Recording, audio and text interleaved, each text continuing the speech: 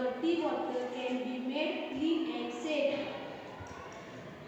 I use simple materials like sand, weaving, cotton and charcoal to make a filter. First, I arrange cotton at the bottom, then charcoal, then sand, then gravel on the top. When we pour dirty water into this filter, it passes through all the layers. Each layer removes dust, dirt and other impurities. After filtration, the water looks much cleaner. To make it completely safe, we can boil the water to kill germs. This project teaches us the importance of drinking clean water. Thank you for listening.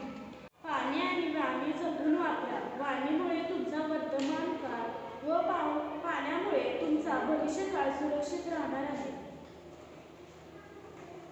नमस्कार सर्वांना. आज आम्ही आमचा पाणी शुद्धीकरण प्रकल्प समजावून सांगणार आहे. या प्रकल्पाचा उद्देश म्हणजे घाण पाणी स्वच्छ आणि वापरण्यास योग्य कसे बनते हे दाखवते. मी या प्रकल्पासाठी कापूस, वाळू, खडी आणि कोळसा अशा साध्या वस्तू वापरल्या. सर्वात खाली कापूस, त्यावर कोळसा, मग वाळू आणि सर्वात वर खडी अशी चव आली.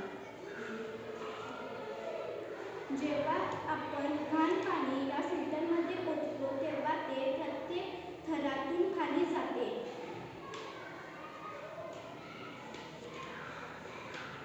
प्रत्येक थर पाण्यातील माती, धूळ आणि इतर खड काढून टाकतो. त्यामुळे पाणी दिसायला स्वच्छ होते. पूर्ण